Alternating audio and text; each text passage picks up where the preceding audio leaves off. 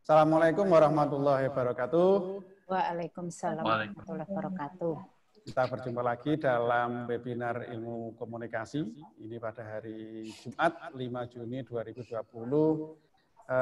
Sore kali ini kita akan mendiskusikan topik yang sangat menarik. Ini berkaitan dengan merancang strategi kampanye untuk kesadaran publik di era pandemi. Nah, ini kan saya kira ini topik yang sangat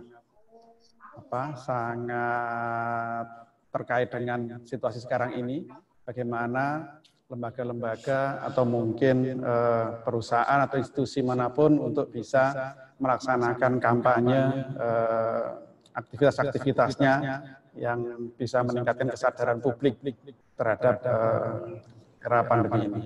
Nah, telah hadir bersama kita Ibu Tri Hastuti Nur Rohimah, salah satu dosen ilmu komunikasi. Selamat sore Bu Tri Hastuti, Assalamualaikum. Selamat sore Pak Aswad Isha. Waalaikumsalam warahmatullahi wabarakatuh. Assalamualaikum buat semua teman-teman, Bapak Ibu yang sudah bergabung di sini, di webinar pada sore hari ini. Baik, terima kasih Bu Tri Hastuti. Jadi teknisnya nanti kita santai aja. Silakan Bu Tri Hastuti menyampaikan paparan materinya untuk diskusi kita nanti 30 menit. Nanti selanjutnya setelah itu baru akan dilakukan tanya jawab, dan tanya jawabnya nanti melalui live chat yang ada di roomnya Zoom ini. Baik, dipersilakan Bu Tri Hastuti. Ya, terima kasih Pak Aswad. Sekali lagi Assalamualaikum warahmatullahi wabarakatuh. Selamat sore dan salam sejahtera untuk kita semua, sekali lagi untuk semua partisipan gitu ya, dan teman-teman Bapak yang sudah hadir pada webinar kali ini. Mudah-mudahan belum bosan gitu ya dengan serial rangkaian diskusi-diskusi kita yang memang sangat luar biasa sekali gitu. Dan sekarang memang sedang luar biasa gitu ya, webinar-webinar itu memang sangat banyak sekali. Mudah-mudahan topik kita pada sore hari ini menjadi topik yang menarik gitu bagi teman-teman dan Bapak Ibu sekalian, karena topik-topik tentang beragam topik dalam era sekarang ini yang semua webinar memang sangat luar biasa sekali. Begitu ya Pak Iska ya.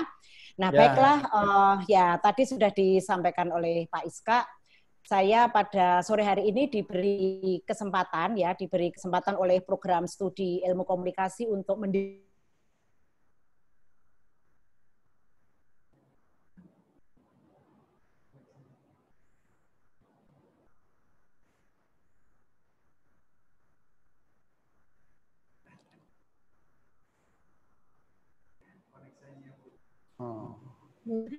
Oke, Bu Tri, mungkin itu ke mute ya. Jadi di unmute dulu. Tampaknya ke mute di situ.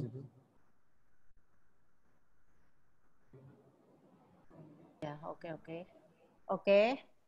Sharing stop materinya udah kelihatan belum? Oke, baiklah. Jadi saya akan mendiskusikan tentang bagaimana kita merancang strategi kampanye untuk membangun kesadaran publik di masa pandemi. Nah, topik ini sebenarnya memang topik yang cukup besar gitu. Kalau kita mengawali tentang membangun kesadaran publik di masa pandemi, memang isunya sangat banyak sekali ya. Isunya sangat banyak sekali. Jadi nanti tergantung pada publiknya yang mana seperti itu. Pertama tadi misalnya saya nanti akan lebih banyak menceritakan pengalaman-pengalaman ya Pak Iska ya, dan juga rekan-rekan semua mungkin nanti bagaimana pengalaman-pengalaman untuk mendesain strategi kampanye. Misalnya hari ini kami juga sedang mendiskusikan gitu ya, karena mendiskusikan tentang bagaimana menyusun kampanye untuk topiknya tentang perencanaan kehamilan.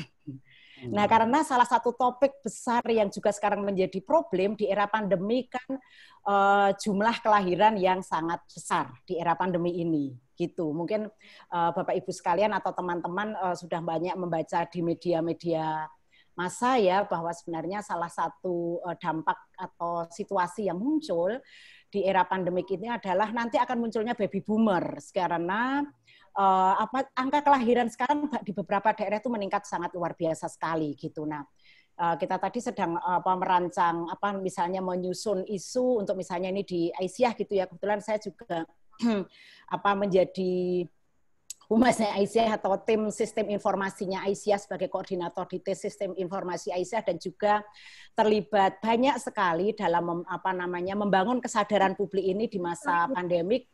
Putri. Maaf Putri, slide-nya mungkin bisa di-share screen karena masih belum muncul secara full. Ya. Oke, saya ulang nih. Kok belum muncul ya? Putri yang ke-share desktopnya, Bu. Kenapa? Yang ke-share tadi desktopnya. Oke, ini saya ulang lagi ya. Ibu buka PPT-nya Ibu dulu. Sudah. Nah, oke. Sudah muncul belum? Sudah. Ya. Oke. Di full screen nggak apa-apa. Ya, oke. Nah, isu ini tadi, karena ini memang menjadi isu yang juga perlu kita diskusikan tadi. Jadi misalnya termasuk diskusi yang kedua tentang isu bagaimana kita merancang kampanye untuk mendorong para suami itu melakukan KB gitu. Nah, tadi kita diskusinya message-nya itu mana yang message teknis, yang mana message motivasi. Nah, ini beberapa hal teknis yang sebenarnya nanti menjadi key atau kunci yang penting sekali untuk kita merancang strategi komunikasi. Nah, di presentasi saya nanti ada 3 hal yang ingin saya jelaskan. Yang pertama, melihat bagaimana strategi kampanye yang disusun oleh pemerintah pada masa ini. Kemudian yang kedua, mungkin berbagi pengalaman bagaimana kami di tim di Aisyah menyusun strategi-strategi kampanye di era pandemik ini. Kemudian yang ketiga mungkin nanti kita bisa ulas sedikit dengan sedikit teori seperti itu. Nah, next. Kok ramau ya next anunya ya ini. Oke. Nah, saya menyampaikan pertama dari problem ya. Mungkin ini saya mengawali dulu dengan situasi yang ada sekarang ini, bahwa saat ini sebenarnya yang perlu dilihat sebagai ketika merancang strategi komunikasi itu kan juga perlu dilihat siapa sih sebenarnya kelompok yang paling berdampak itu, karena nanti akan membuat prioritas-prioritas seperti itu. Seperti yang juga hasil riset yang menunjukkan misalnya seperti di Jawa Barat, ternyata ketika isu COVID ini pertama kali muncul, yang kemudian mereka rasakan adalah kelompok menengah ke bawah itu adalah masalah ekonomi. Jadi yang dijawab sebenarnya bukan langsung pada problem kesehatannya, tapi pada problem ekonomi, bagaimana kita mengkampanyekan isu itu, seperti itu. Nah, kelompok yang paling berdampak sekarang ini sebenarnya mungkin yang sangat sulit itu adalah kelompok menengah ke bawah, seperti itu.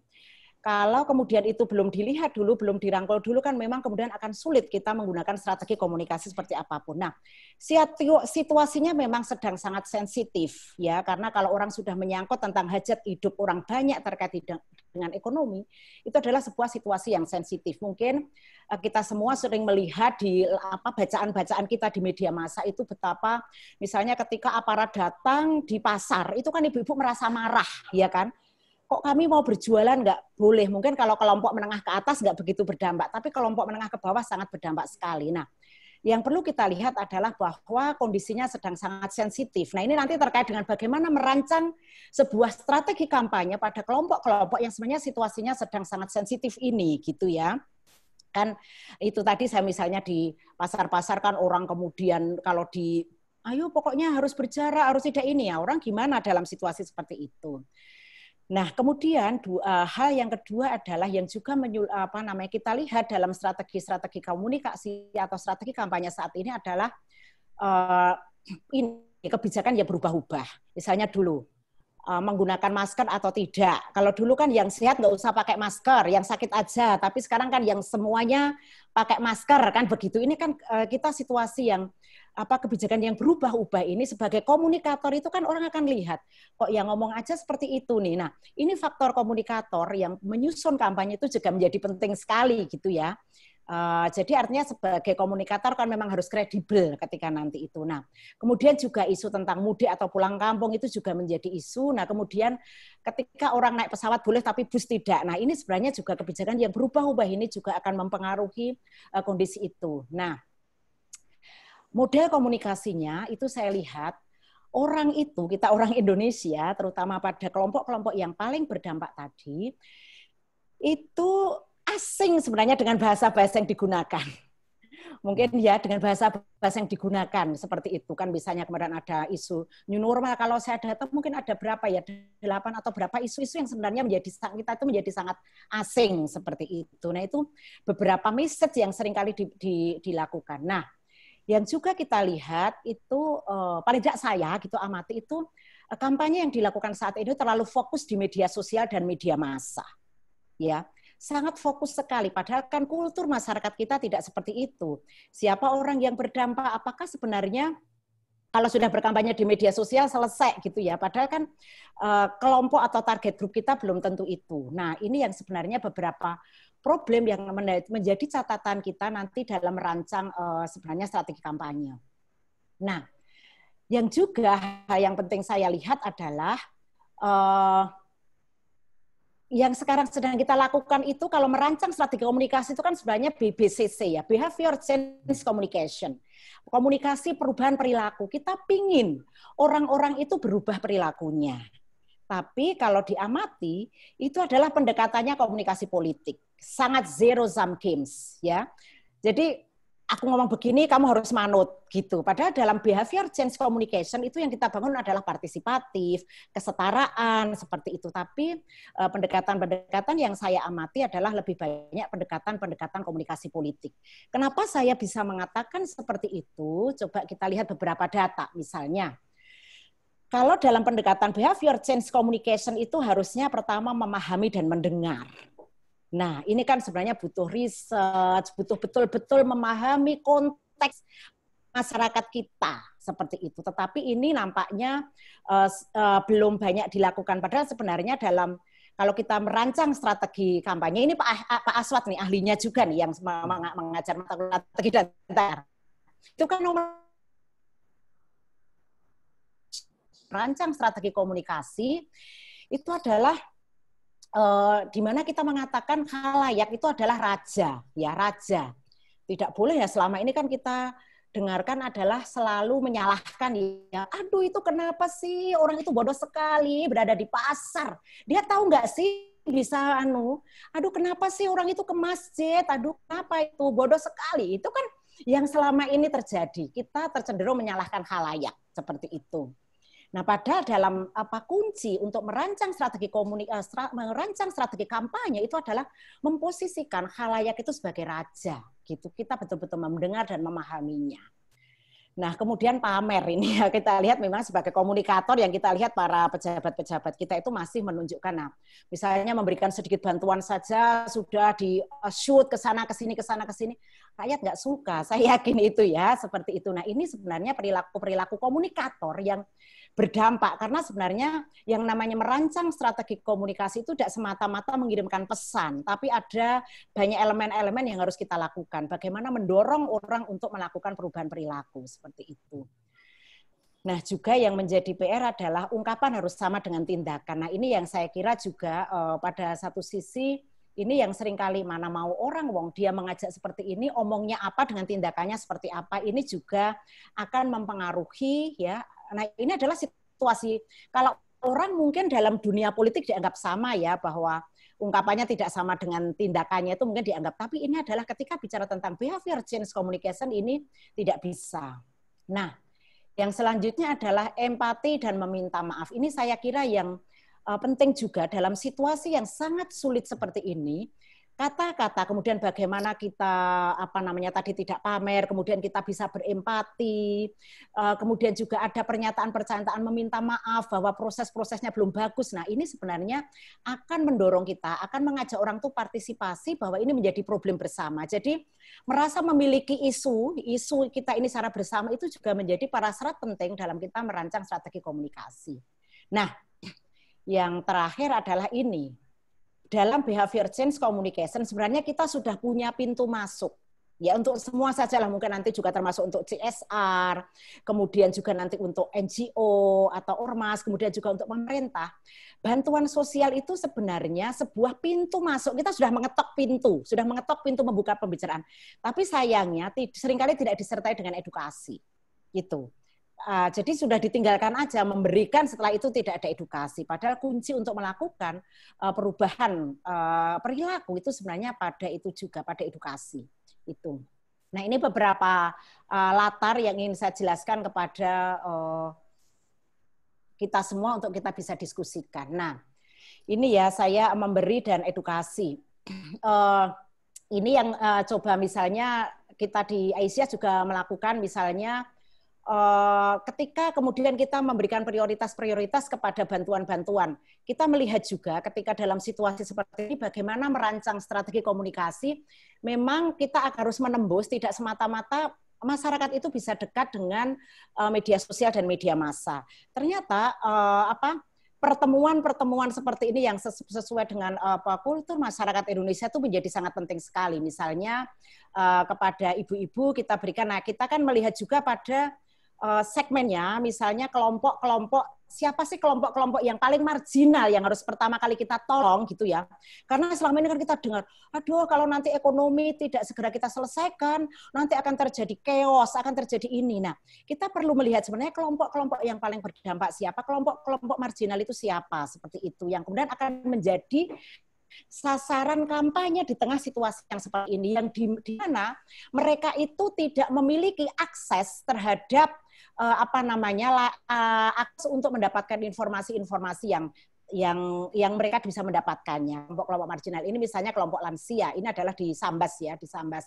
Nah, kemudian kita menjelaskan ada peran-peran edukasi seperti itu. Nah, dalam mendorong perubahan perilaku ternyata memang tidak bisa. Nanti kalau kita lihat modelnya Kinset dan Maria Elena, ini temannya Pak Iska juga nih ya, Mary Elena kita dulu ketika di JHU gitu, kelompoknya diskusinya dengan Maria Elena, nanti saya menggunakan konsepnya Maria Elena dan Kinsight ya, tim kita tim peneliti yang pernah kita sama-sama di John Hopkins University CCP Indonesia.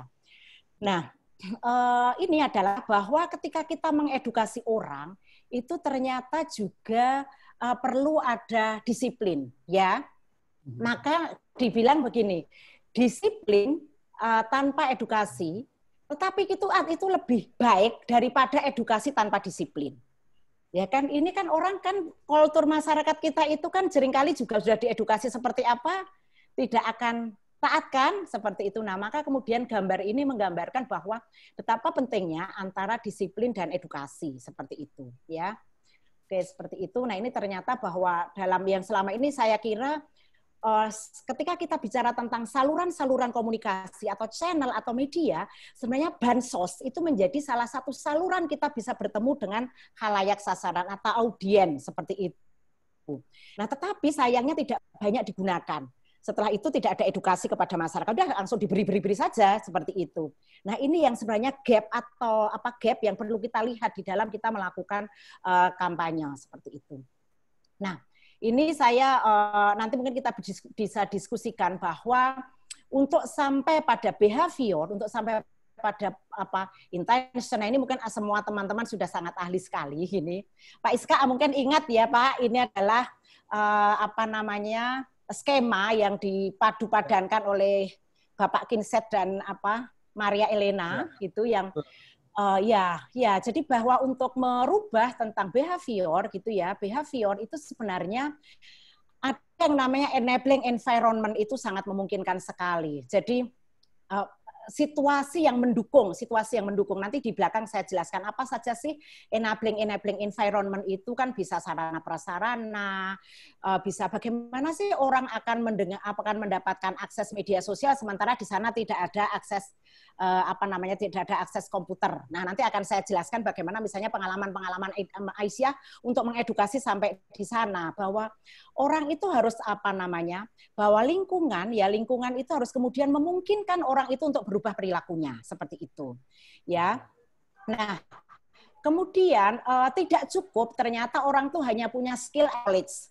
Saya kira tidak ada orang yang tidak punya pengetahuan dan skill menggunakan masker. Everybody knows. Siapa sih cara menggunakan masker tahu ya? Tidak ada yang tidak tahu menggunakan masker seperti ini.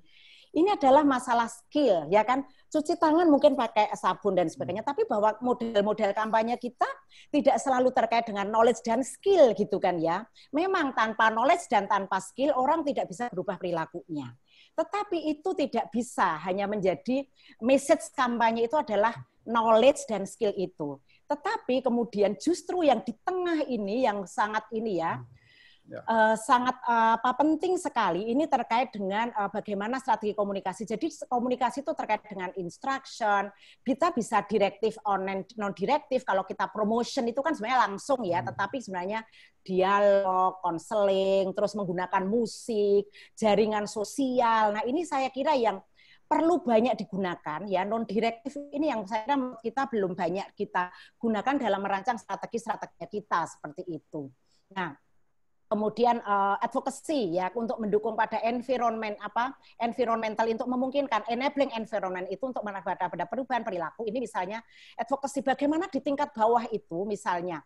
Jadi memang bicara tentang merancang strategi komunikasi itu, apalagi ini adalah komunikasi yang merubah perilaku ya, tidak semata-mata kalau mungkin orang berjualan pulpen orang membeli lebih mudah, orang jualan HP membeli lebih mudah, tetapi yang namanya perubahan perilaku itu adalah yang sampai pada perilaku-perilaku sosial, kesehatan, itu adalah yang ini faktor-faktor ini kemudian menjadi harus penting sekali diperlihatkan. Tidak sekedar, oh orang jualan ini, langsung orang bisa membeli kalau punya uang, selesai.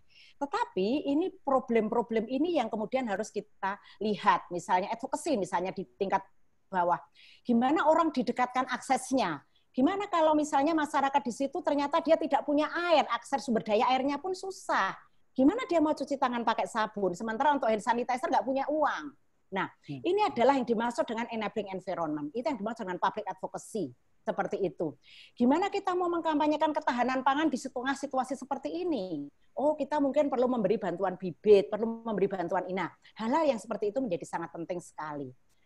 Nah, problem-problem pada tataran kognitif yang terkait dengan belief, values, perceive risk, subjektif norm, dan self-image itu justru menjadi hal-hal yang kemudian kita jarang sekali di dalam merancang strategi komunikasi. Nah, bicara tentang isu kesehatan, kemudian isu perubahan perilaku sosial, itu kan sangat berkait dengan belief dan values. Ya, di sini ada Pak Ali ya Pak Ali. Jadi isu-isu terkait dengan agama, misalnya bagaimana kita mendorong orang untuk kemudian tetap di rumah. Itu kan namanya tantangan-tantangan bicara tentang belief-nya itu kan juga harus dibongkar, dirombak seperti itu. Nah, ini sebenarnya juga menjadi PR kita seperti itu. Nah, ini beberapa kerangka yang sebenarnya bisa kita gunakan kalau kita merancang strategi komunikasi seperti itu. Oke, nah next masih banyak Pak Iska. Ya, nah, ini saya kira secara teorinya tidak usah saja. Jadi mungkin ini kita teori-teori yang kita gunakan biasa, misalnya apa hal-hal yang ingin diubah, kondisi kita sekarang seperti apa, kemudian tujuannya kita apa, kemudian analisis situasi seperti apa. Ini saya kira mungkin di kuliah kita sudah mendapatkan. Saya mungkin tidak akan banyak diskusi itu. Nanti bisa saya share saja ininya, kemudian juga termasuk sumber daya yang kita miliki apa, strategi, tools-nya gitu ya, untuk mengkampanyekan ini kan teori-teori yang bisa kita gunakan. Jadi sebelum kita melakukan kampanye, kita perlu belajar ini. Nah, ini saya langsung berbicara pengalaman sekali lagi. Ini kebetulan infografis yang kemarin kita Aisyah kirimkan ke UN gitu ya, karena ingin tunjukkan juga kepada dunia bahwa Aisyah melakukan banyak hal untuk membantu atau merespon COVID ini. Jadi misalnya ini sebenarnya juga bentuk-bentuk pelaporan yang kita buat secara infografis ya. Berapa kita memberikan masker, berapa memberikan hazmat, ini berapa memberikan makanan bergizi kepada masyarakat. Seperti itu adalah pemberdayaan ekonomi. Nah, ini juga menjadi problem yang kita jawab ketika kita merancang strategi kampanye. Karena sekali lagi tidak bisa semata-mata dalam situasi pandemik seperti itu, karena problem ini yang Bu Eka, ekonomi ini juga menjadi sangat penting sekali seperti itu. Nah, ini beberapa hal. Nah, kita bicara tentang khalayak sasaran ini ya. Nah, inilah yang seringkali kita salah. Pesan itu disusun dari persepsi masyarakat. Jangan salahkan khalayak. Di awal tadi saya sudah menyampaikan itu tadi. Kenapa itu orang itu kok belanja di pasar Tanah Abang plek. Kemudian kemarin juga Matahari kok di daerah tentangan ya. Jadi bicara tentang brand ya, nggak apa-apa lah. Matahari penuh dan sebagainya. Karena kan strategi kampanye kita itu kemarin banyak melarang, ya kan? Sekarang menurut saya pendekatan menakut-nakuti, kita juga mungkin perlu mendiskusikan apakah sebenarnya pendekatan menakut-nakuti kan selama ini yang terjadi adalah hanyalah data. Berapa jumlah orang yang terdampak, berapa orang yang meninggal, berapa orang ini. Nah, apakah sebenarnya itu berpengaruh kepada orang kemudian untuk berubah perilakunya seperti itu. Nah, selama ini yang terjadi adalah kita menyalahkan orang-orang yang berkerumun di pasar. Karena kamu jangan beli ini karena kamu bisa terkena corona, gitu ya. Tapi pernah nggak kita berpikir misalnya, mereka itu sudah mengumpulkan uang lama sekali ibu-ibu yang di pasar itu untuk membelikan baju anaknya, ya kan? Baju anaknya. Jadi pesannya mungkin jangan ke pasar karena nanti kamu kena corona, tapi misalnya kamu jangan besok aja ditunda dulu, jangan beli baju sekarang untuk anak-anakmu. Besok akan ada diskon besar-besaran setelah ini, setelah corona. Itu kan mungkin orang merasa lebih ini. Jadi sebenarnya cara menyusun menyusun pesan nanti juga akan dilihat dari bagaimana sebenarnya banyak hal yang sebenarnya kita salah karena mempersepsikan dari pikiran diri kita sendiri, gitu ya. Itu seperti itu. Nah, kemudian sekali lagi dalam kondisi sensitif gitu ya, orang kan lelah, marah, tidak pasti. Kalau pendekatan-pendekatan kampanye kita dengan instruktif, kemudian itu saya kira tidak ini. Mungkin pendekatan-pendekatan dengan humor, dengan indirect, itu mungkin saya yakin itu lebih kena ya, dengan humor, karena orang tidak suka digurui, dimanapun orang itu tidak suka digurui, ya digurui. Jadi dalam situasi yang seperti ini, saya kira pendekatan-pendekatan indirect, humor, pakai musik, kemudian pakai seni itu menjadi lebih mudah seperti itu. Ya, kemudian kita juga perlu melihat pada kultur Indonesia yang dimana sebenarnya budaya tatap muka itu masih terjadi. Ini pengalaman saja.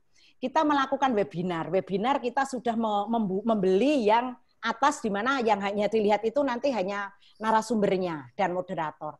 Tapi apa yang terjadi?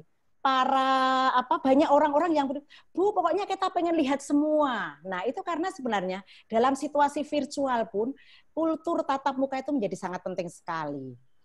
Mungkin ketika kita melihat Pak Harto zaman dulu ya, mungkin adik-adik yang lahir yang belum kenal Pak Harto itu presiden kita zaman dulu.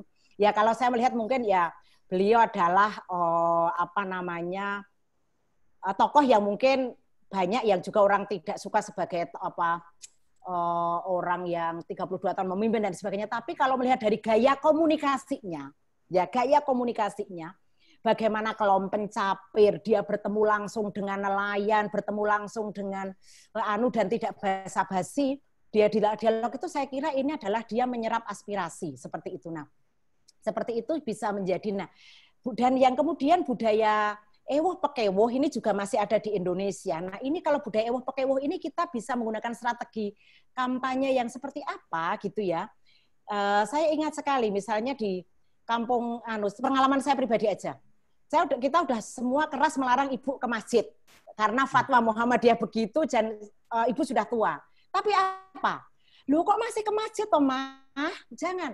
Lah kemarin takmirnya mencari saya, Bu Hajah kemana kok nggak ada? Loh, langsung berangkat kok gitu ya. Nah, ini saya kira ini juga menjadi kultur kita bagaimana kemudian nanti misalnya kita memobilisir orang, mendorong orang siapa yang bicara itu saya kira melihat pada kultur Indonesia, budaya tatap muka, ewoh pekewoh itu saya kira menjadi hal yang sangat penting sekali ketika kita merancang pesan agar kontekstual dan masyarakat tidak menjadi terasing dengan strategi-strategi kampanye yang kita susun seperti itu. Nah, oke. Nah, tadi bicara tentang pesan tadi. Komunikasi resiko termasuk tadi yang sedang terjadi ini bahwa nanti kalau kamu tidak menggunakan masker maka kamu akan seperti itu, kalau kamu tidak itu seperti itu kan maka betul enggak gitu ya, komunikasi resiko akan efektif jika saya mempertimbangkan ancaman atau persepsi kalayak. Jadi betul enggak masyarakat itu merasa terancam dengan COVID-19 ini gitu loh. Jadi message yang kita bangun harus sampai bahwa itu tuh betul-betul ancaman bagi ini. kasihan loh kalau kamu nanti seperti itu, nanti anakmu yang kena, ibumu yang kena, atau keluargamu yang kena, seperti itu. Nah, terus juga meyakinkan bahwa, ini ya namanya self-efficacy, bahwa kamu tuh bisa melakukan itu. Seperti itu. Nah, maka kemudian ketika menyusun pesan resiko kesehatan, White itu menjelaskan tentang dua hal ini penting untuk kita lihat seperti itu. Nah, terus, nah, pesan komunikasi atau key message-nya gitu ya. Jadi dalam menyusun pesan itu ada dua hal yang harus kita lihat. Ada pesan teknis dan pesan motivasi. Seringkali kita hanya terjebak pada pesan teknis ini. Bahwa key message, yang dimaksud dengan key message atau pesan komunikasi itu harus menggabungkan dua hal ini. Yaitu pesan teknis dan pesan motivasi. Nah, kalau pesan teknis tadi Pak masih masuk pada knowledge dan skill. Misalnya, jaga jarak 1-2 meter. Tetapi tidak pernah, mengapa sih orang itu harus menjaga jarak 1-2 meter? Mengapa sih kemudian pakai masker? Seperti itu. Nah, jadi harus ada pesan motivasinya. Misalnya, oh kalau aku pakai masker itu aku berarti pahlawan keluarga. Karena aku melindungi keluargaku. Nah, itu jadi ada pesan motivasinya. Kemudian ada evaluation, oh manfaatnya apa ya, seperti itu. Nah, pesan motivasi ini bisa juga direct dan indirect. Mungkin audiovisual, mungkin tidak usah diomongkan gitu ya. Itu bisa nampak, tidak statement seperti itu. Nah, yang jelas bahwa pesan itu harus konsisten. Nah, kita selama ini saya lihat bahwa edukasi kita itu belum dalam kerangka why. Mengapa sih saya itu harus makan makan sayur, makan buah, seperti itu. Nah, pesannya itu sangat-sangat bercampur-campur. Sebenarnya kan ini bisa kita bagi kalau kita membangun pesan ini. Pertama, gitu ya, ini tadi. Oke, ini sebelum ini. Nah, pertama kan pesannya misalnya bagaimana cara orang itu agar tidak tertular. Ya kan, bagaimana cara orang itu agar tidak tertular. Pesannya apa? Jaga jarak. Kan gitu tadi ya, cuci tangan pakai sabun. Nah, setelah itu baru kemudian, nah bagaimana gitu ya kalau virus itu sudah masuk ke tubuhmu, barulah kamu harus banyak olahraga, kamu harus makan sehat. Nah, itu loh kerangka pesannya itu yang saya kira tidak semua pesan itu bercampur jadi satu. Nah, ini saya jelaskan misalnya pesan-pesan yang ini Aisyah buat ya, karena sesuai dengan, jadi gini, kalau dalam menyusun pesan itu kan selalu apa yang akan kita ubah itu kan selalu kita melihat pada tujuan kita, kemudian melakukan analisis situasi dan melihat pada vision. Nah, kalau misalnya Aisyah kan peduli pada perempuan dan anak-anak, kemudian organisasi berbasis agama. Maka kemudian sebagai komunikator kita itu agar strategi kampanye dipercaya orang kan selalu kepada siapa orang mencari sumber-sumber agama kepada kita. Maka kemudian message kita berikan message-message yang mengutip ayat-ayat itu kemudian menjadi penting sekali seperti itu. Nah, misalnya ini adalah videografis tentang hukum menimbun barang dalam Islam. Ketika pada waktu awal-awal orang kan menyimpan masker, menyimpan ini dan sebagainya, kita keluarkan ini. Kemudian juga larangan bepergian seperti itu. Kemudian di sini adalah pentingnya kita berbagi kepada orang lain. Saya kira sampai kemudian kita misalnya warga Muhammadiyah Aisyah bisa membantu sangat banyak kepada banyak orang itu ya karena semangat solidaritas, semangat ta'awun yang terus-menerus dikampanyekan itu juga menjadi bagian yang sangat penting sekali. Nah, ini termasuk sebagai organisasi perempuan gitu ya, organisasi perempuan yang isunya adalah perempuan ya, kita ini memang isu-isu awal untuk melihat pertama kita itu untuk membuat attention tadi, untuk membuat attention materi-materi yang kita buat untuk yang pertama data dulu. Misalnya bahwa perempuan di Indonesia itu banyak mengalami anemia. Nah, nanti dalam situasi COVID dia akan semakin seperti itu. Nah, ini seperti juga misalnya sumber-sumber dari UNFPA gitu ya, isu-isu apa sih yang terkait dengan perempuan. Nah, ini adalah kelompok publik yang memang perlu dilihat. Misalnya 47 juta perempuan akan menghadapi orang tidak bisa mengakses kontrasepsi. Nah, kemudian mereka dari tidak bisa mengakses kontrasepsi, maka kemudian dia akan hamil di luar akan hamil tanpa keinginannya. Dan dampaknya apa? Nah, ini adalah isu-isu yang kemudian menjadi spesifik kita lihat seperti itu. Karena memang kita tidak bisa yang namanya kampanye itu semua untuk masyarakat, harus segmented seperti itu, segmented gitu seperti itu. 7 menit, Putri. Oke, 7 menit lagi Pak Aswad. Oke, nah kemudian yang ini adalah juga ketika kita juga bahwa isu ASI juga menjadi sangat penting sekali bagaimana memberikan ASI dalam situasi COVID seperti itu. Ini adalah isu-isu karena kita sekali lagi branding yang ingin kita bangun adalah peduli pada perempuan dan anak-anak seperti itu. Nah, ini tadi, jadi ini yang saya sampaikan tadi termasuk why itu jangan sekali-kali diberondong, makanya ini tadi yang kita lihat misalnya lihat dulu transmisi virus, kemudian jika kena, nah ini harus berurutan. Kerangka pesannya harus seperti ini, tidak bisa ya Pak Aswad ya, misalnya satu pesan itu diberondong di depan.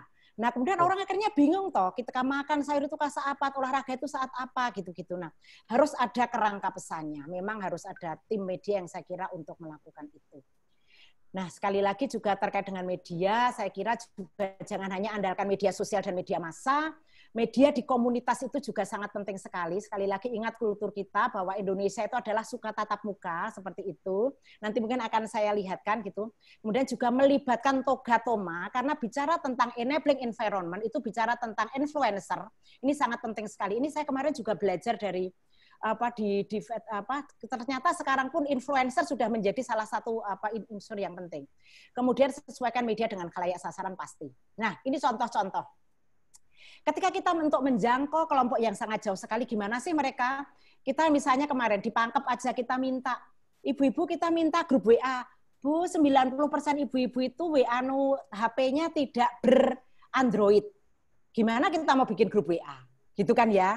Nah, kemudian ya udah kalau begitu kita pakai Zoom. Zoom akhirnya ibu-ibu berkumpul di suatu tempat, ya kan? Mendengarkan pengajian virtual kita. Ada salah satu kita misalnya satu ustazah, kemudian nah ini ibu-ibu kader yang mereka itu tidak mendapatkan akses media sosial, gitu ya. Apa yang bisa kita lakukan untuk menjangkau mereka? Zoom misalnya satu orang, tapi kan kita harus pikirkan jadwal harus jauh-jauh sebelumnya karena mereka kalau mungkin ibu-ibu yang di sini atau teman-teman di sini kita kasih waktu sekarang nanti 10 menit lagi aja bisa ya.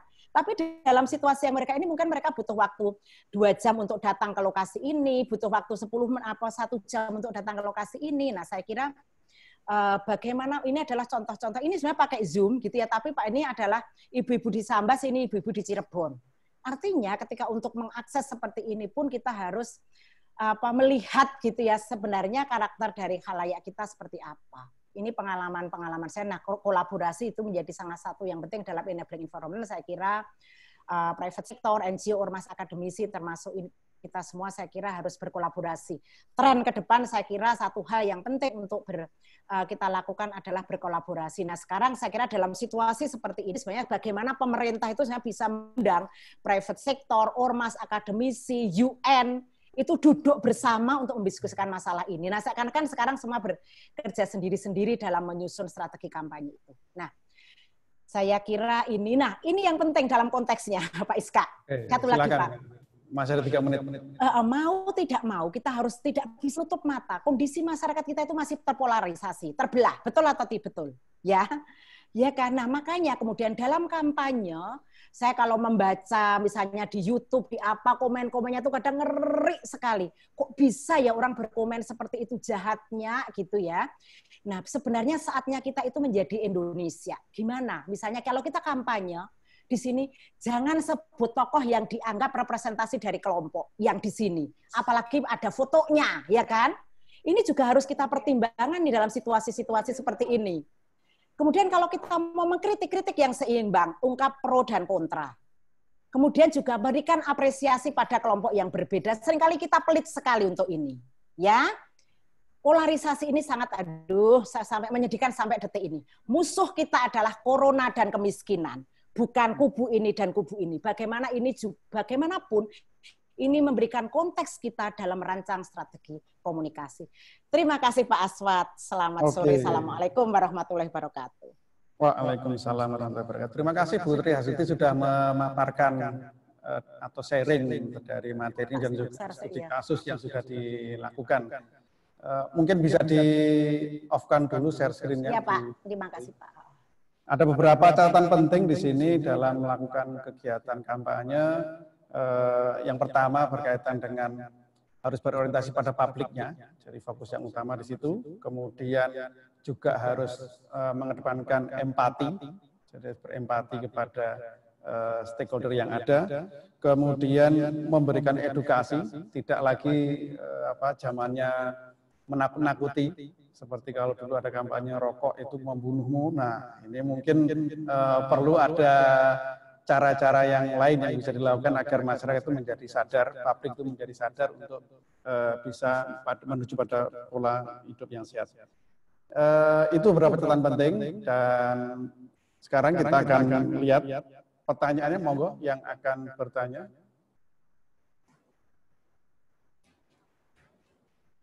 Adakah? Oke, sebentar Bu, kita akan lihat pertanyaan-pertanyaan yang diajukan oleh para peserta. Ini pesertanya cukup banyak, dari Palembang, dari Jakarta, Malang, Surabaya, dan dari Madiun juga, dan mungkin di beberapa kota lain, nggak bisa disebutkan satu persatu. Ada yang dari Sulawesi.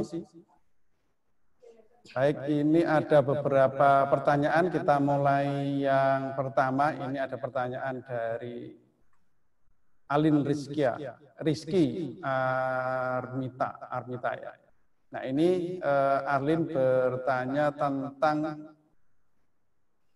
strategi kampanye yang efektif bagi publik. Ini pertanyaan yang menarik. Bagaimana nih Putri kira-kira kampanye yang efektif di sini? Karena kalau bicara efektif berarti bicara mencapai target perubahan perilaku yang ada.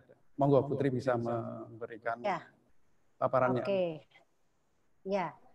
Oke, Mbak Alin ya, Mbak Alin Rizky, pertanyaannya strategi kampanye yang efektif gitu ya. Nah, tadi sebenarnya di paparan saya juga sudah saya jelaskan. Nah, yang pasti gini, kalau bicara tentang publik itu kita tidak, karena kan yang namanya kalau kita bilang efektif itu artinya harus mengukur, ya enggak? Mengukur. Nah, yang perlu kita lihat ketika bicara tentang behavior change communication, merubah perilaku, itu bahwa kalau kita lihat BCC itu tingkatannya kan gini. Pertama itu mungkin perlu kita lihat dulu. Kalau bicara efektif dulu ya Mbak ya. Kita perlu lihat tingkatan-tingkatan leveling perubahan. Mulai dari orang tidak tahu menjadi tahu. Dari tidak setuju menjadi setuju. Ya kan? Dari setuju, kemudian dia mau berubah perilaku, mau berubah sikapnya, setuju itu. Kemudian dia melakukan perilaku. Dan yang paling keren adalah kalau sudah jadi influencer, sudah advocate, orang sudah mengajak orang lain untuk melakukan. Itu namanya pada perubahan perilaku yang paling tinggi. Nah, pertanyaan jawab. Kemudian yang kedua adalah, nah sekarang kalau bicara tentang efektif itu, kan kita lihat dulu, tuh yang namanya kampanye itu kan tidak langsung menyasar pada perubahan perilaku. Tapi kita lihat dulu sebenarnya goals kita itu mana yang akan kita rubah. Apakah mungkin misalnya gini, sekarang kita lihat mana sih yang menjadi klaster terbanyak di Indonesia sekarang yang sering disebut klaster-klaster itu, kan klaster agama, ya enggak? Dan klaster pasar.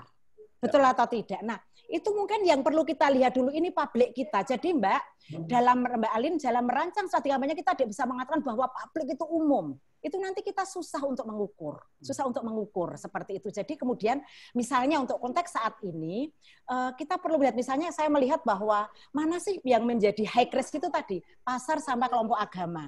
Nah menurut saya ini harus menjadi fokus, bagaimana? Kan sebenarnya yang terjadi sekarang belum ada perubahan perilaku, tapi masih pada belief-nya kan. Bagaimana sih orang itu sepakat dengan kita bahwa sholat itu bisa di rumah saja, tidak harus pergi ke masjid karena sama pahalanya.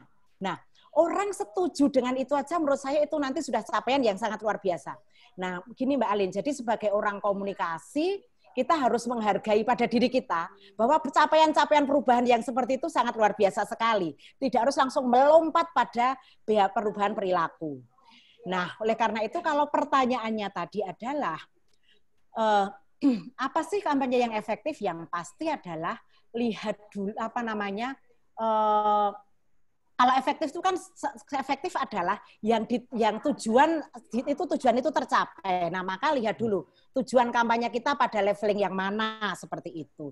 Nah, kalau kita mau efektif kampanye kita, maka itu tadi message-nya juga harus message-nya harus jelas ya. Kalau memberikan message itu jangan terlalu banyak. Permainan aja deh kalau misalnya saya suka gini kalau membuat message, melempar bola. Kalau bola itu dilempar banyak sekali kan kita mungkin malah nggak bisa nangkep. Tapi kalau satu orang fokus kan orang bisa menangkap. Apa sih pesannya gitu. Jadi pesan itu kemudian harus fokus. Kemudian yang kedua, medianya itu juga harus cocok ya, harus menjangkau ke sana. Dan juga kalau saya ini penting sekali untuk melihat pada konteks masyarakatnya seperti itu, konteks masyarakatnya. Nah, oleh karena itu, kemudian cara kita berkampanye, message yang kita buat, kalau seperti tadi Mbak, misalnya dalam situasi COVID seperti ini, maka kemudian tadi seperti sampaikan Mbak Iska tadi, empati, kemudian itu tuh menjadi penting sekali untuk kita menjadi bagaimana strategi kampanye kita menjadi sangat efektif, seperti itu. Saya kira itu Pak Iska.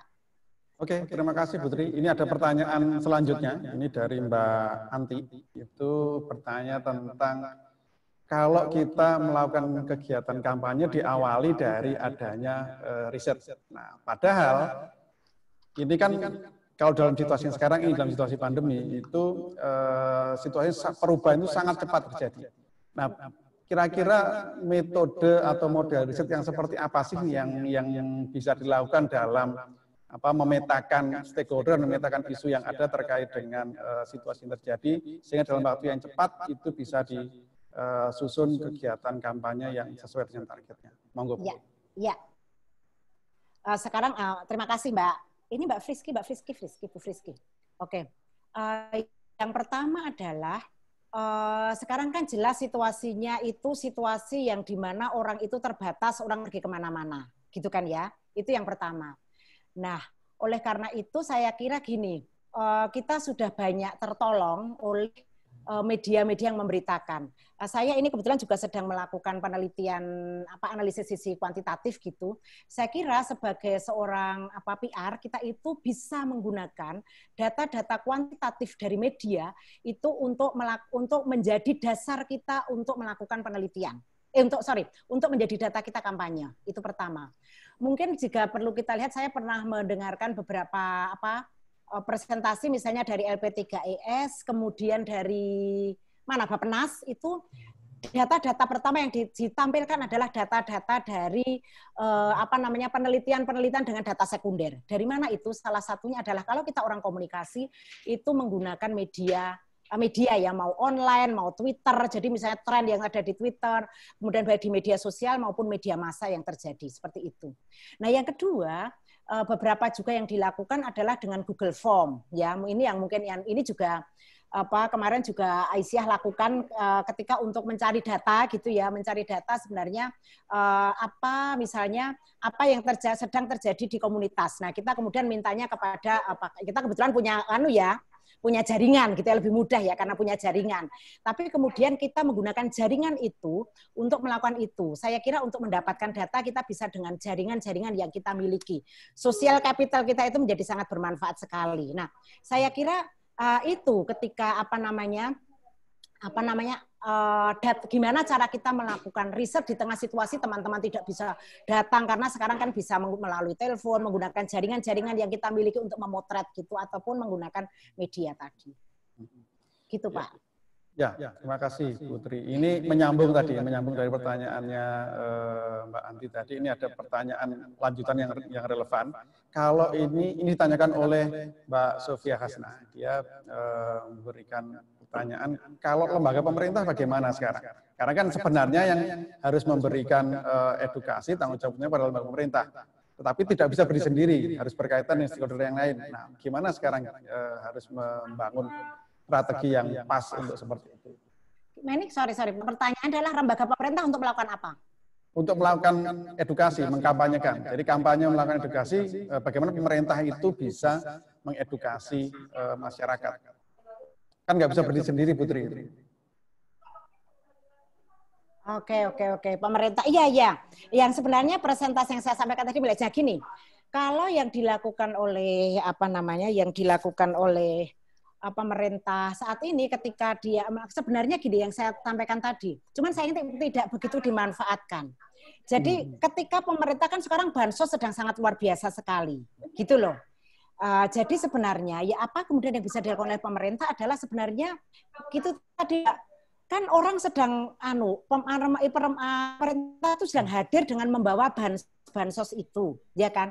Nah, tetapi sayangnya tidak dibarengi dengan merancang strategi komunikasi yang baik bahwa memberikan bansos sekaligus ada edukasi-edukasi. Nah, saya lihat juga bantuan-bantuan sosial yang diberikan itu memang ada materi-materi edukasi seperti itu. Ini memang belum masif sekali. Saya lihat memang belum masif sekali untuk melakukan kampanye itu. Nah, saya kira sebenarnya pintu masuk tadi sudah dapat sudah dapat dengan itu tadi. Sebenarnya udah pintunya enak sekali, sudah terbuka. Orang sudah terbuka. Ini kalau orang kayak orang mau bertemu orang tuh loh ya. Orang utara kan memberikan sekaligus mengedukasi seperti itu. Nah, itu sebenarnya yang tidak dilakukan seperti itu. Nah, oleh karena itu gimana cara pemerintah lakukan? Itu kan kalau pemerintah sebenarnya punya sarana dan prasarana yang sangat luar biasa sekali dari level nasional sampai level di tingkat akar rumput. Nah, itu problemnya SDM yang dimiliki memang kemudian belum dikerahkan untuk melakukan itu gitu. Jadi kalau saya tadi sekali lagi pintu masuknya adalah seperti itu. Nah, yang kedua adalah saya kira gimana akan melakukan itu loh, kolaborasi. Yang saya sampaikan tadi, kolaborasi ini saya kira belum pernah dilakukan, bagaimana duduk bersama untuk mengedukasi terus-menerus. Saya kira sebenarnya situasi yang saat ini adalah key message yang penting adalah ini yang menurut saya situasi yang penting adalah key message yang harus kita bangun adalah bagaimana kita itu Indonesia itu adalah satu yang kita hadapi, yang di akhir tadi saya sampaikan, yang sedang kita hadapi adalah kemiskinan dan corona. Nah, itu yang kemudian harus mendorong semua orang itu kemudian untuk semua berpartisipasi, karena jelas pemerintah sendiri tidak akan sanggup dan mampu melakukan seperti itu. Nah, oleh karena itu, key message, nah, yang harus dibangun oleh pemerintah harusnya seperti itu. Sayangnya memang media center yang ada saat ini masih hanya melaporkan atau melakukan banyak kegiatan itu masih hanya melaporkan pada data-data. Sementara bagi masyarakat, data-data tentang itu pendekatan ketakutan seperti itu sangat kemudian belum bisa memberikan menggugah orang kemudian untuk mengikuti anjuran-anjuran seperti itu. Itu Mbak siapa mau tadi namanya? Siapa tadi? Oke, Mbak Sofia. Ya, betul Mbak Sofia. Iya, betul Putri. Memang setiap kali ada press conference selalu yang muncul angka-angka, tapi sebenarnya meaning di balik angka itu tidak pernah dijelaskan. Ya. Ini yang harus menjadi perhatian. Nah, terkait dengan itu ada hal yang terkait sebenarnya. Jadi sebenarnya pertanyaannya cukup banyak, namun saling terkait dengan pertanyaan sebelumnya tadi. Bagaimana sekarang kalau pendekatan psikografisnya? Itu yang pertama. Jadi bagaimana kita harus melakukan strategi kampanye dengan melihat psikografis dari khalayak itu. Kemudian ada problem utama atau problem yang lain karena seringkali informasi itu simpang siur antar instansi, antar lembaga, itu masing-masing memberikan informasi yang bisa jadi saling bertolak belakang. Nah, bagaimana mengatasi kesimpang siuran ini agar masyarakat tidak mengalami kebingungan? Monggo Putri. Ya, oke. Yang pertama dengan psikografi ya. Jadi memang kalau saya di awal tadi sampaikan, itu kalau saya melihat memang untuk konteks ini, untuk konteks COVID saat ini, psikografi itu saya memang lebih baik melihatnya gini, psikografi karena saya melihat pada klaster mana yang high risk melihatnya. Dua hal tadi. Yang kemudian harus kita amati misalnya psikografinya itu dari status sosial ekonomi. Ya kan, dari status sosial ekonomi adalah tadi sebenarnya yang paling banyak berdampak dan adalah tadi masyarakat menengah ke bawah. Seperti itu, ya. Itu makanya kemudian analisis kita mendesainnya, maka kemudian ini kalau bagaimana kita menyasar ini dulu. Jadi sekali lagi kita nggak bisa melakukan kampanye untuk semua gitu loh. Seakan-akan ini kalau udah mengumumkan di media sosial, mengumumkan di koran dan ini udah selesai. Tapi kelompok-kelompok yang menengah ke bawah yang jauh dari akses informasi inilah yang sebenarnya belum dilihat. Justru orang datang di pasar-pasar kan dengan penuh ketakutan seperti itu, ya enggak? Coba kita lihat berita-berita yang paling banyak itu kan, ayo jangan jualan ini, pendekatannya itu pendekatan yang sangat, menurut saya sangat instruktif. pendekatan-pendekatan empati tidak banyak dilakukan. Justru yang terjadi adalah musuhnya pedagang itu bukan lagi corona, tapi adalah para aparat yang datang untuk menghalau itu. Kan gitu. Ini kan tambah berat sebenarnya. Nah, kalau melihat psikografisnya itu pertama. Nah, kalau melihat psikografis yang kedua adalah kalau saya kelompok-kelompok agama. Nah, kenapa penting kemudian nanti ketika merancang strategi komunikasi berkolaborasi dengan kelompok-kelompok agama ini gitu ya. Tapi ini problemnya kan MUI itu juga berubah-ubah gitu ya. Kemudian tidak bisa dijadikan patokan yang harusnya yang namanya lembaga negara itu ini. Nah sekarang kan Muhammadiyah juga yang jadi repot sekali. Ini kita konsisten tapi kemudian kalau yang di atasnya tidak konsisten kan berat. Padahal yang namanya message itu kan harus konsisten. Coba kalau kemudian dikoordinasikan pesan kita konsisten itu menjadi ini. Jadi kalau kita melihat pada psikografis tadi, saya kira psikografis yang untuk melihat pada kelompok high risk tadi adalah yang dari status sosial ekonomi sama kelompok ini tadi Pak, kelompok agama dan ini ya kelompok-kelompok agama yang sebenarnya sangat punya power di sini, sangat punya pengaruh gitu. Nah, pertanyaan yang kedua, saya kira mungkin yang terkait dengan simpang siur ini, kalau ketika dulu bicara tentang komunikasi publik pemerintah ini juga sudah menjadi ini keluar. Nah, saya hanya gini aja, kasus aja. Kalau sekarang misalnya kementerian, jadi di sini banyak kementerian, kalau saya mengamati, kebetulan juga banyak bekerja untuk ini. Kementerian Kesehatan sudah bicara tentang dari sisi kesehatan, termasuk kesehatan ibu dan anak. Kementerian Sosial dari sisi bansosnya. Kemudian Kementerian Pemberdayaan Perempuan, dia juga dari sisi pelayanan penanganan ini. Kemudian kementerian mana lagi ya Pak Iska? Ya, Kementerian Desa. Itu dia dari sisi dari sisi dana desanya, Nah, betul. Jadi paling tidak 4 kementerian ini yang harus kemudian satu lagi adalah Kementerian Pariwisata dan Ketenagakerjaan. Ini karena berawal dengan kartu kerja. Kementerian Pariwisata ini karena dia berkaitan dengan UMKM.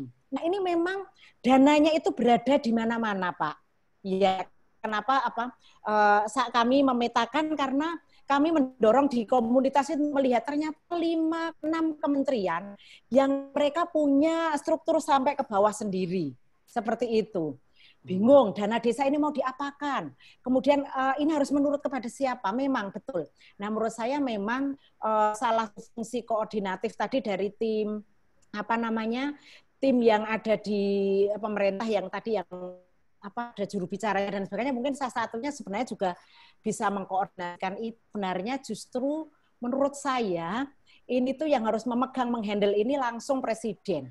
Karena semua kementerian gitu langsung ini karena di bagaimanapun di dalam komunikasi kalau kita belajar tentang public relation juga kan harus ada leadership yang paling mau didengar gitu kan. Baru kemudian mereka mau mendengarkan seperti itu. Jadi kalau yang di tim itu hanyalah kemudian diperintahkan saja dari tim yang ada di sini gitu. Ini dari struktur kelembagaan kalau bertanya tentang pemerintah. Bagi saya yang harus take lead adalah Pak Presiden kita gitu. Ya. Jadi catatan pentingnya adalah konsistensi, Putri ya. Konsisten dari atas sampai bawah dan semua lembaga lintas sektoral juga memberikan message yang sama, mengedukasi dengan cara yang mungkin caranya bisa beda-beda. Betul. Nah, mungkin bisa menjawab beberapa pertanyaan yang lain. Mungkin masih ada pertanyaan lain bisa sebentar ini kita cek pertanyaan yang lain. Oke, mungkin bisa ada pertanyaan yang lain lagi.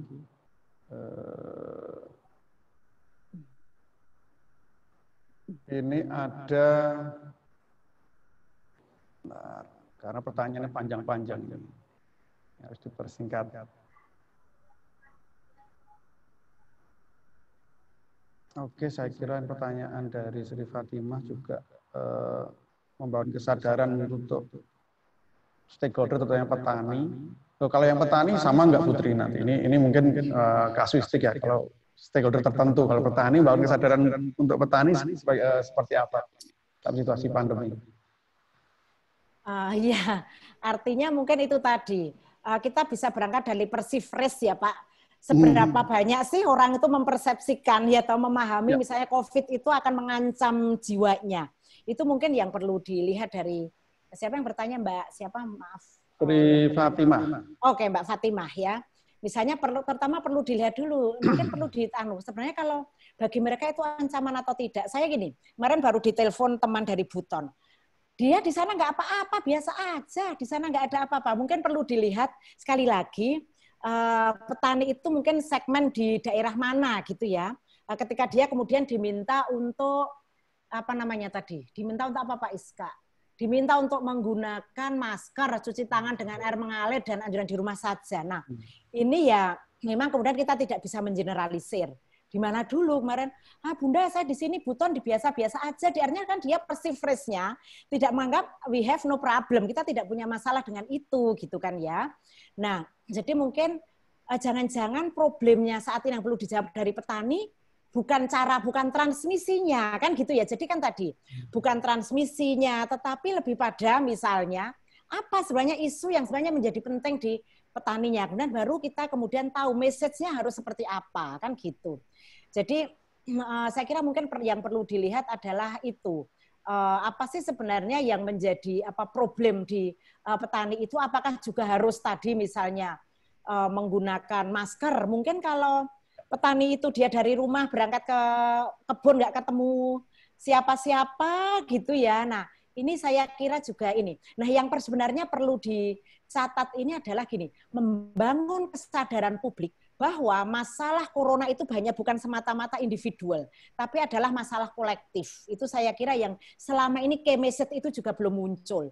Mengapa sih kalau kita itu meskipun secara pribadi kita pakai masker, tapi kemudian apa sih dampaknya bagi masyarakat luas? Itu saya kira juga perlu sekali kita membangun key message yang seperti itu. Itu saya kira Mbak Fatimah mungkin perlu dilihat dulu Mbak Sri Fatimah misalnya, jelas petani itu juga akan keberatan, orang hidupnya aja udah berat sekali gitu kan ya, masih disuruh pakai masker, cuci tangan pakai sabun. Mungkin perlu dilihat kembali apa sebenarnya petani di daerah mana, kemudian apa sebenarnya itu menjadi problem utamanya. Seperti itu Mbak. Ya. Ya, terima kasih Putri. Mungkin saya tambahkan satu Pak Is. Saya ingat sekali ketika ada kasus bom Kuningan di Jakarta, toh itu kan kita ayo menyingkir, kan gitu. Tapi bagi pedagang justru ayo berkumpul karena banyak orang membeli dagangannya, ya enggak? Artinya kan ini harus kita lihat ininya, atau tidak bisa sama gitu, karena akan sangat terkait dengan banyak faktor. Itu saya kira. Ya. Bagi Pak Iska mungkin takut mati kita ya Pak Iska ya, tapi kalau bagi pedagang kesempatan kita dapat uang, takut kelaparan, gitu kan. Nah itu saya kira mungkin itu juga jadi penting kalau kita menyusun ini. Oke, saya kira mungkin ada satu pertanyaan terakhir ini kita akan akan kita lihat dari Mas Adam. Ini pertanyaannya apa ini disampaikan? Apa ini? Ya, Assalamualaikum warahmatullahi wabarakatuh. Waalaikumsalam, Adam. Ya, terima kasih Putri dan Pak Aswad atas paparannya, sangat menarik sekali karena juga berhubungan dengan kampanye komunikasi seperti itu. Yang ingin saya tanyakan dan juga jadi kegelisahan, karena kan selama ini penanganan pandemi dari aspek komunikasi sendiri dari pemerintah ini kan cukup ambigu Bu ya. Baik dari gugus tugas maupun juga dari beberapa kementerian sering membuat kebingungan di masyarakat sipil sendiri.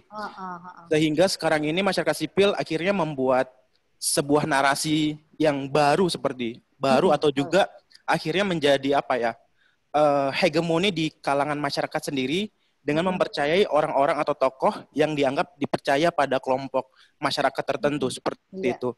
Nah, akhirnya kan pola komunikasi yang dilakukan oleh pemerintah tidak sampai seperti itu ke akar rumput. Bahkan akar rumput akhirnya lebih percaya kepada tokoh ataupun juga orang-orang di sekelilingnya yang punya daya hegemoni yang sangat luar biasa di kelompok mereka. Nah, bagaimana sih dari Putri melihat fenomena sekarang ini, khususnya di pandemi ini, ketika akhirnya komunikasi yang dibangun oleh pusat tidak dapat tersampaikan dengan baik karena carut-marutnya pola komunikasi yang dibuat seperti itu, dan akhirnya masyarakat sipil lebih mempercayai tokoh yang mereka percayai, namun itu pun juga tidak kredibilitas karena hanya domplengan nama ataupun juga karena punya pengaruh seperti itu. Nah, bagaimana akhirnya masyarakat sipil ini literasinya terbangun seperti itu dalam hal melihat realitas di pandemi perkembangan kasus seperti yang terjadi saat ini.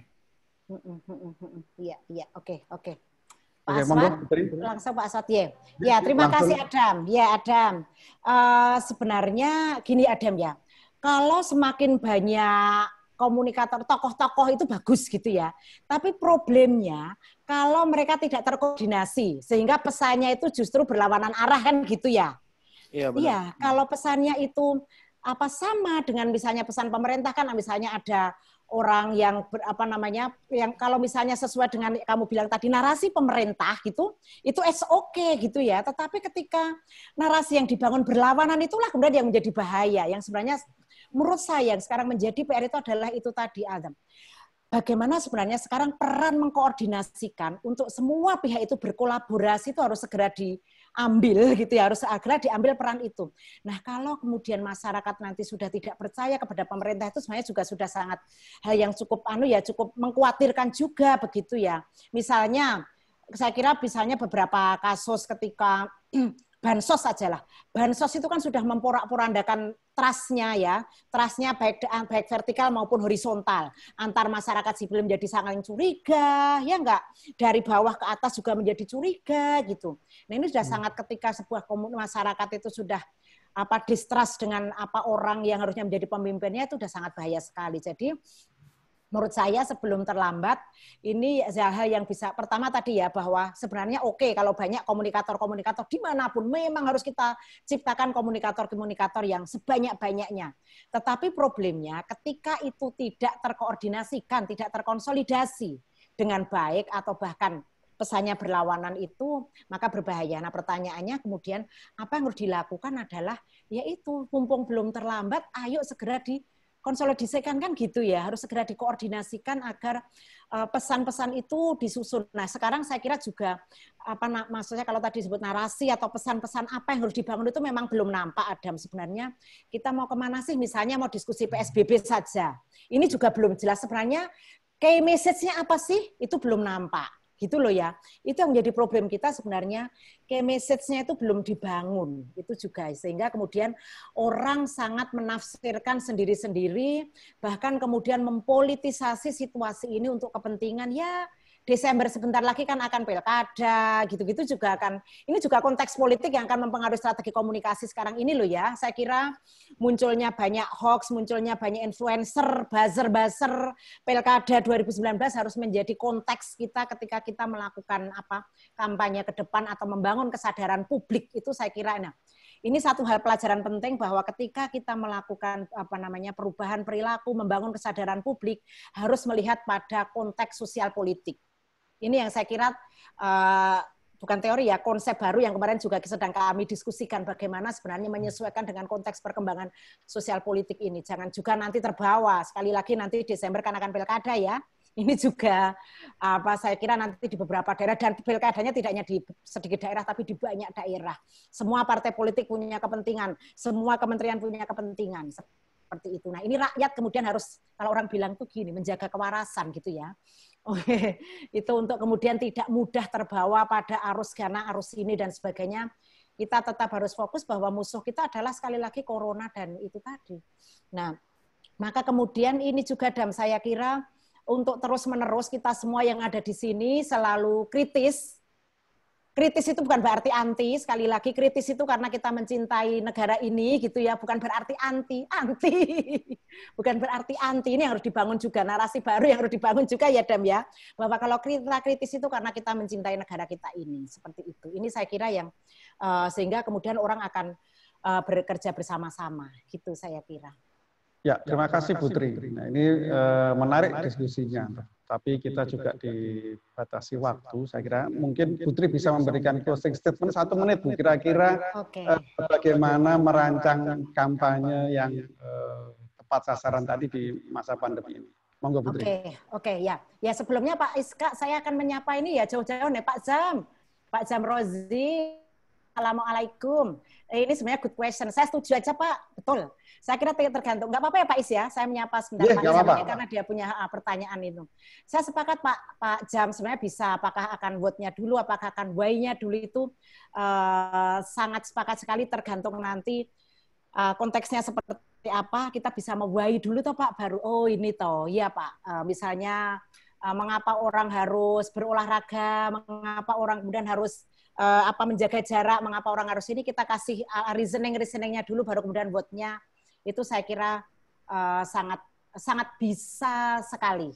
Iya, sangat bisa sekali. Oke, keren banget nih Pak Azam menyampaikan, jagalah dengan keluargamu dari virus corona. Wow, ini.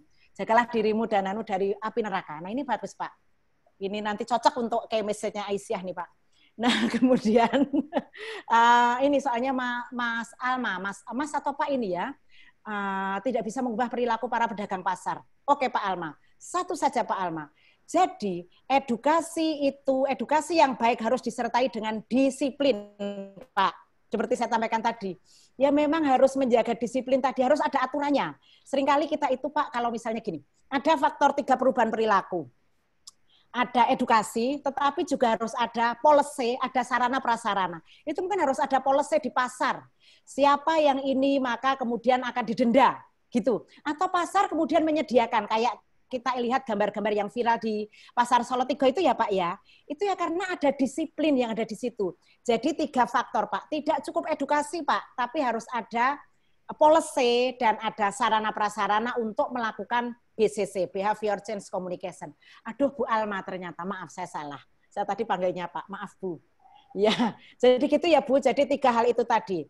Perubahan perilaku, edukasi, sarana prasarana, dan juga policy. Itu saya kira 3 hal yang harus menyatu ketika kita menyusun behavior change communication.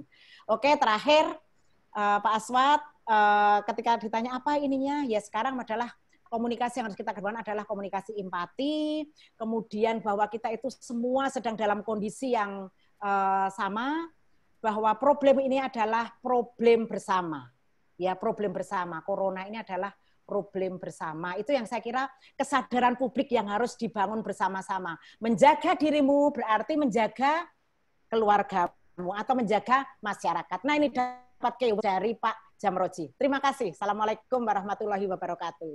Waalaikumsalam warahmatullahi wabarakatuh. Terima kasih Bu Tri atas closing statement-nya, dan dengan closing statement tadi berarti diskusi kita untuk sore hari ini berakhir pula. Mohon maaf mungkin tidak bisa terlalu panjang juga karena akan sangat panjang dan banyak sekali pertanyaan, tapi semoga ini sudah bisa memberikan tambahan bagi keilmuan kita dan memberikan manfaat untuk kehidupan kita.